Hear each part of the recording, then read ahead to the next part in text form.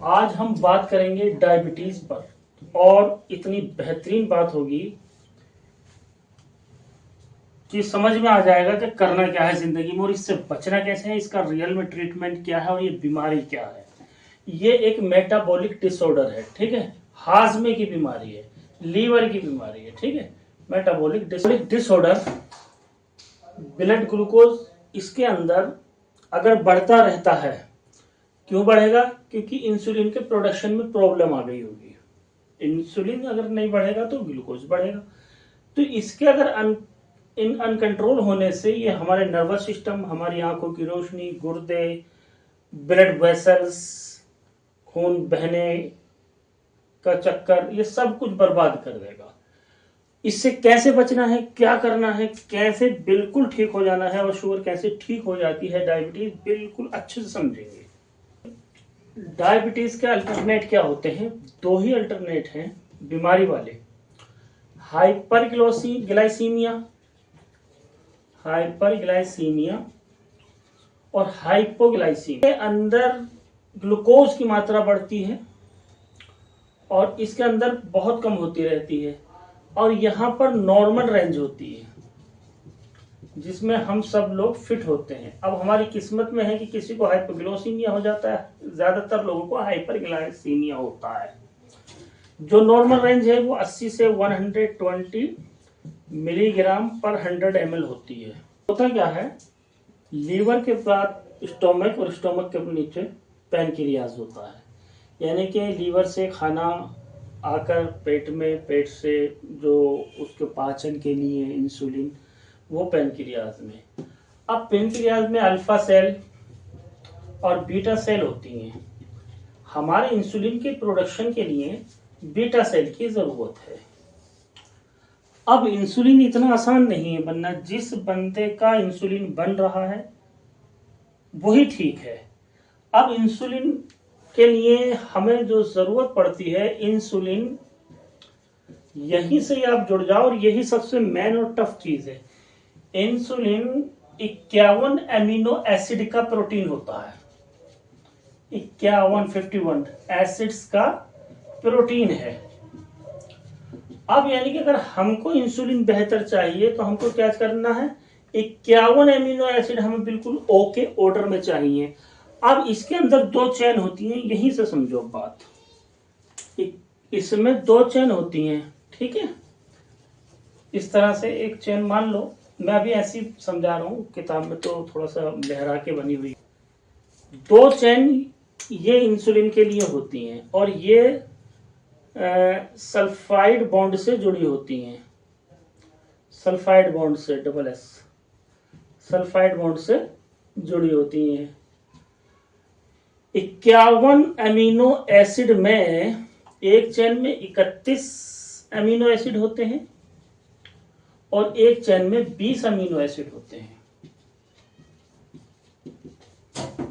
अगर ये सल्फर का सल्फाइड बॉन्ड खराब रहेगा तो ये चैन नहीं बनेगी। ये इंसुलिन के लिए इस चैन का होना बहुत जरूरी है। इसीलिए लोगों की, इस बेचारों की जिंदगी भर शुगर ठीक नहीं होती, और यही राज छुपा हुआ है, यही से ठीक होगी ये। अब लोग क्या है, क्या ध्यान देते हैं शुगर को ठीक होने के लिए? शुगर के लिए सबसे मेन जरूरी जो है वो यही सल्फाइड बॉन्ड है। ये अगर दोनों चैनों के बीच में बन रहा है और ये बॉन्ड वीक नहीं पड़ रहा, तभी ये अमीनो एसिड इंसुलिन प्रोड्यूस करेंगे। अदरवाइज को इंसुलिन बनाने के सब जुगाड़ हो सकते हैं, ठीक नहीं हो सकता वो मरीज। और ये सल्फाइड के लिए सल्फर का यूज करना पड़ता है। ये इशारा होता है उन मरीजों के लिए जिनकी पांव के पंजों में जलन होती है, ठीक है। सल्फर जो हमारा केमिस्ट्री का मेन पॉइंट है, मेन एलिमेंट है, सॉरी, इसका एटॉमिक नंबर 16 होता है और ये खुद 8 मॉलिक्यूल से मिलकर बना होता है सेट, एटॉमिक नंबर 16, ठीक है, सल्फर का। तो हमारे लिए इसीलिए जरूरी होता है, जैसे सोडियम सल्फाइड, फेरिक सल्फाइड वगैरह वगैरह। अब इसको जो भी मरीज, अब मरीज कर क्या रहे हैं, सब जामुन खा रहे हैं, करेले खा रहे हैं। अरे भाई मतलब हमारे को क्या चाहिए, सल्फर चाहिए, तो जामुन में 100 ग्राम जामुन में मात्र 13 मिलीग्राम सल्फर मिलता है। यानी कि दुश्मन बड़ा है और निशाना हम छोटा सा मार रहे हैं, इसीलिए कोई जीत ही नहीं पा रहा है। इसको बना लो, इस बॉन्ड को मजबूत कर लो, चैन एक्टिव हो जाएगी। एक्टिव होते ही इंसुलिन बढ़ेगा और इसके लिए हमारे पास बेहतरीन इंतजाम है। जब हमने मेहनत की है, सोचा है, रिसर्च की है, तो हमको पता भी है कि क्या देना है जो हमारा ये इंसुलिन प्रोड्यूस होना शुरू हो जाए, चैन बनना शुरू हो जाए। हाँ, ये हो सकता है कि 2-4 महीने लग सकते हैं, बट रिकवरी आएगी। शुगर, अब उस रिकवरी हम कैसे ले लेते हैं भाई? हम किडनी, मैंने बोला है ना, किडनी का खराब होना, ये तो एक सिंड्रोम है। यानी कि ये जो एक बीमारी है, शुगर, डायबिटीज, ये बीमारी नहीं है, ये सिंड्रोम है। सिंड्रोम में क्या होता है, बहुत सी अलग अलग बीमारियों के लक्षण एक पैटर्न बना देते हैं। जैसे वो नहीं होता एड्स, एड्स भी तो एक सिंड्रोम है।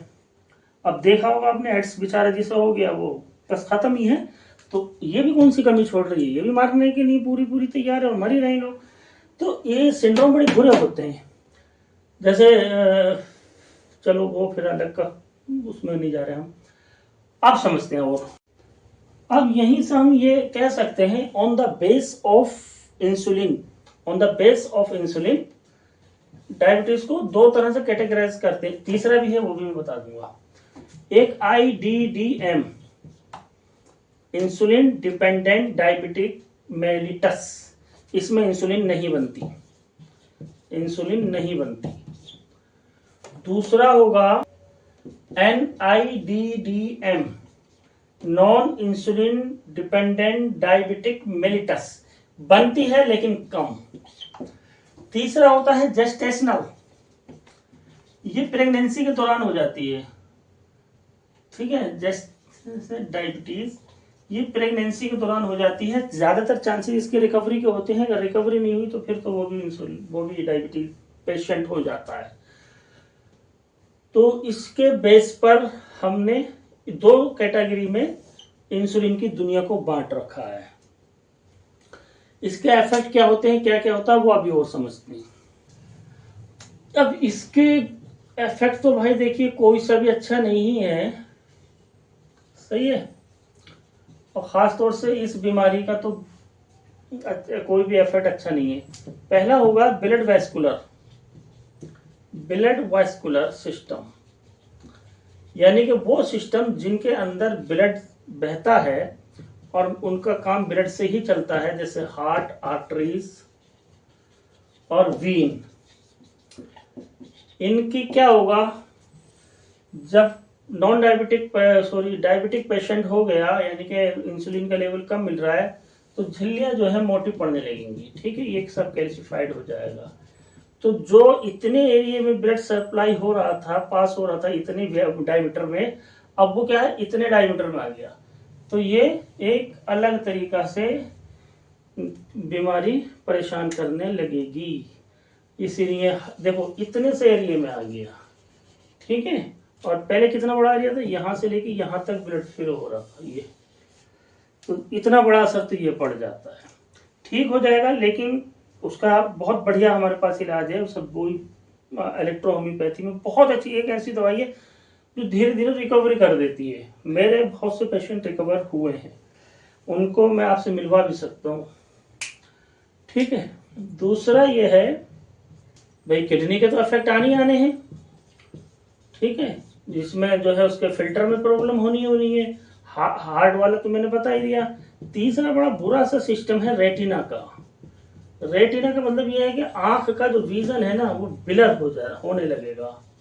और वो जो अभी मैं जेस्टेशनल की बात कर रहा था, उसको भी हम थोड़ा सा नोट कर लेते हैं। जेस्टेशनल के अंदर, गर्भ के अंदर जो बच्चा है, उसको भी पैदाइश में ही शुगर मिल जाएगी। आय हाय, अफसोस, अल्लाह बचाए इस बीमारी से। इसके जो सिम्टम्स आएंगे, सिम्टम्स जो होते हैं, एक पॉलीयूरिया, यूरिया मतलब यूरिन से पेशाब बहुत ज्यादा आने लगता है। पॉलीडिप्सिया, थर्स्ट, प्यास बहुत लगने लगती है। और पॉलीफेजिया यानी कि भूख भी बहुत ज्यादा इरेगुलर हो जाती है और बढ़ जाती है। अनएक्सप्लेन्ड वेट लॉस, अचानक से वजन चला जाएगा, बहुत आदमी दुबला सा हो जाएगा, वजन गिर जाएगा। ये थोड़ा सा सिम्टम दो बीमारियों में और मिलता है।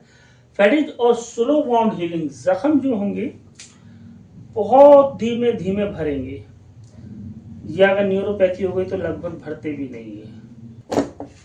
एक होता है एफपीडी जो लेस देन 100 आना चाहिए। एक होता है 2 आवर्स जीटीटी, लगभग वो भी सेम रीडिंग में ही हो। और एक HbA1c जो 5.7 से कम हो, ऊपर ना हो। ऊपर होगा तो फिर तो वो डायबिटीज हो गई ना, लगभग 6 भी मान लेते। अब अगर आप ये चाहते हैं कि अगर आप में से कोई भी शुगर का मरीज है और वो ठीक होना चाहता है, देखो गारंटी तो नहीं है लेकिन श्योरिटी है कि मरीज को रिकवरी खूब दे देंगे। बहुत रिकवरी इसलिए दे देंगे क्योंकि जिन जिन ऑर्गन्स के अंदर फ्री रेडिकल आ गए हैं वो सब बॉडी से निकालने हैं ताकि शरीर ठीक होता रहे। अब उसको हम रिकवरी कैसे दे देते हैं? देखिए, लीवर इश्यूज पर काम करके, और लीवर में वही मेडिसिन लगेंगी जो मैंने एक डिटॉक्सिफिकेशन की वैल्यू उसमें पढ़ाया था। ठीक है, ये थोड़ी कि कोई सी भी अड़ंग बड़ंग लीवर में दवाई लग जाएगी। किडनी के फंक्शन पर काम करके और यूरिन आउटपुट तो इसी में देख लेंगे, हार्ट के सिम्टम पे काम करके, ठीक है, इन पर काम करके और इंसुलिन के प्रोडक्शन को देखते हुए सल्फाइड बॉन्ड से अमीनो एसिड चेन को रिवाइव करते हुए रिकवरी ली जा सकती है, शुगर से निजात पाई जा सकती है।